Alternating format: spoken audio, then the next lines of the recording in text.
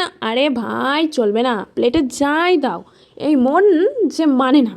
মন তো আমি দিয়ে এসেছি অন্য কোনো খাবারে। চোখে শুধু একটাই ছবি, একটাই ভালোবাসা, তা হলো গরম গরম লাল লাল মাটন কষা। মটনের পিস না আসা পর্যন্ত এই হাত শান্ত হবে না। বস, মটন ইজ ইমোশন। মাছ আসলো, সবজি আসলো, আসলো অনেক কিছু, কিন্তু আমি ছাড়বো না কো খাসির মাংসের পিছু। সব কিছুকে দিচ্ছি সরিয়ে, কোনোটাতেই মন নেই। প্লেটে যদি মটন না থাকে তবে আমার খাওয়া নেই। মজার ছন্দ বানালাম বলুন।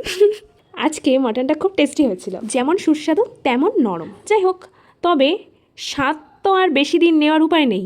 মটনের স্বাদ আনতে গেলে কড়াইয়ে 2-3 ঘন্টা কষিয়ে কষিয়ে রান্না করতে হয়, যেভাবে আজ করেছিলাম। তবে গ্যাসের দাম যা বেড়েছে তাতে আর এইভাবে কড়াইয়ে রান্না করার উপায় নেই। মটনের অতিরিক্ত দাম, আবার সিলিন্ডারের অতিরিক্ত দাম, বাবা গো ভয়ানক।